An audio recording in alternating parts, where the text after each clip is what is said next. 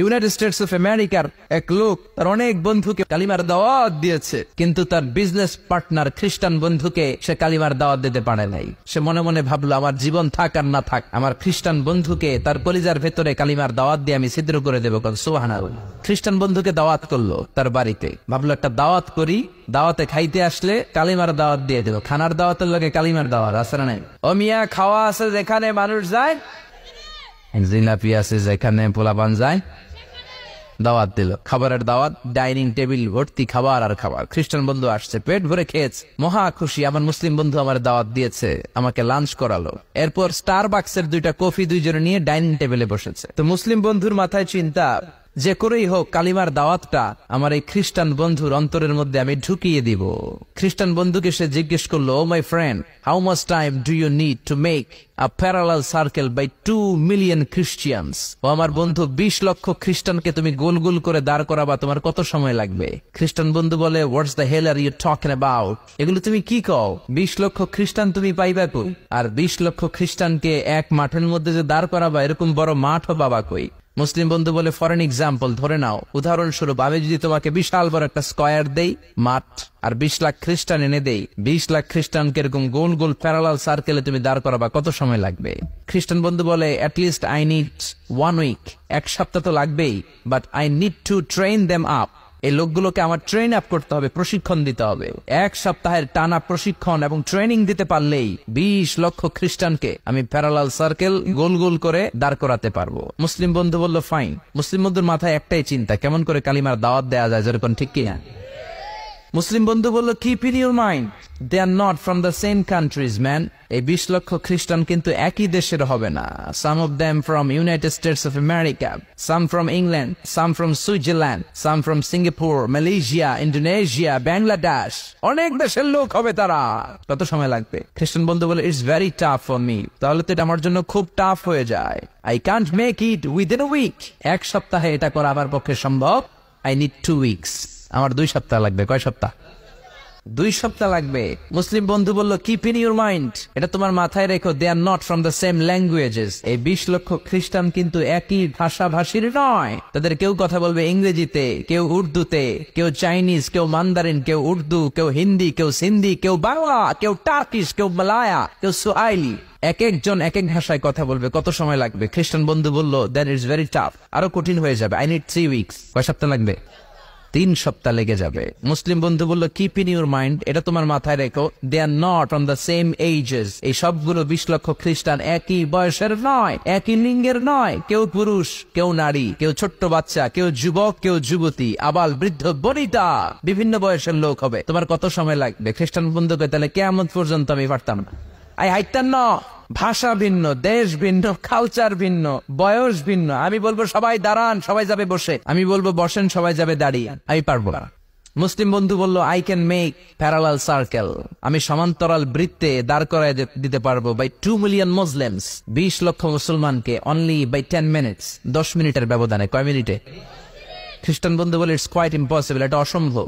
10 মিনিটে 20 লক্ষ মুসলমানকে তুমি প্যারালাল সার্কেল, সমান্তরাল বৃত্তে দাঁড় করাবা, কোনো বাঁকাতে রাখতে পারবে না। How come it possible man, এটা কেমন করে সম্ভব?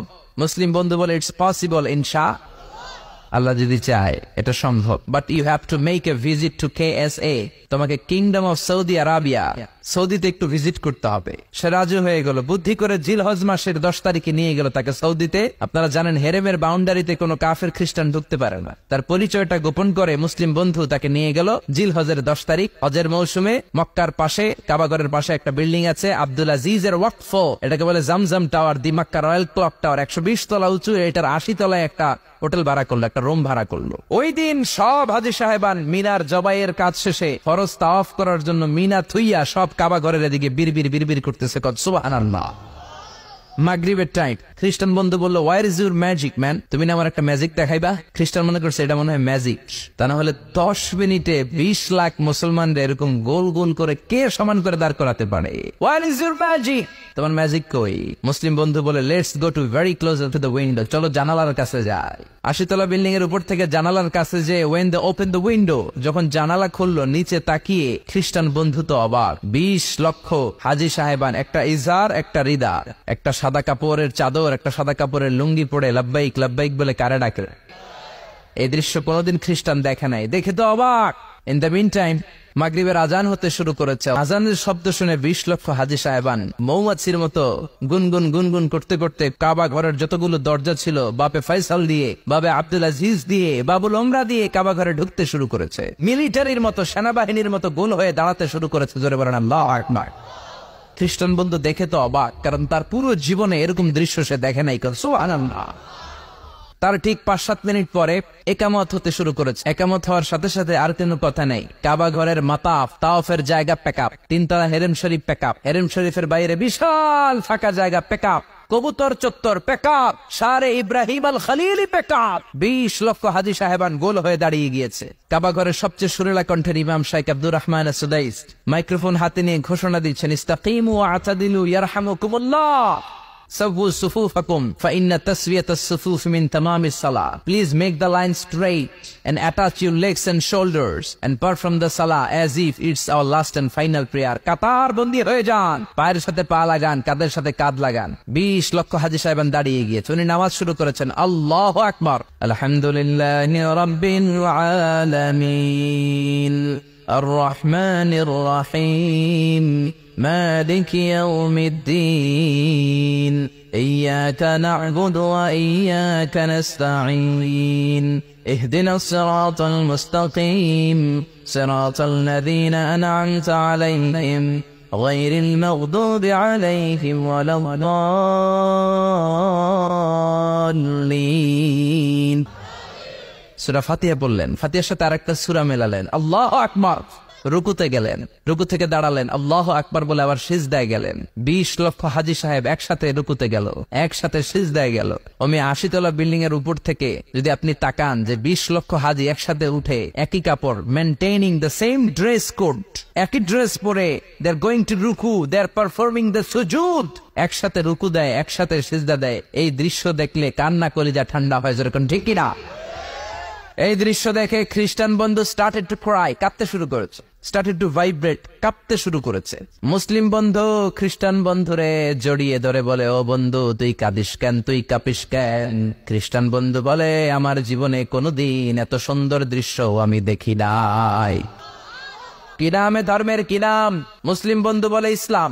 খ্রিস্টান বলে, আমিও আমার বাইবেল নিয়ে অনেক ভেজালে আছি, বাইবেলের এক চ্যাপ্টারে এক কথা, আরেক চ্যাপ্টারে আরেক কথা, কোনো মিল নাই, যেরকম ঠিক কিনা?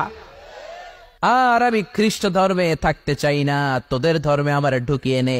মুসলিম বন্ধু বলল, যাও আশ্রমে যাও, নজু করে আসো, আর কাবার দিকে তাকিয়ে আমার হাতের মধ্যে তোমার ডান হাত রেখে চিল্লায়া পড়ো লা ইলাহা ইল্লাল্লাহু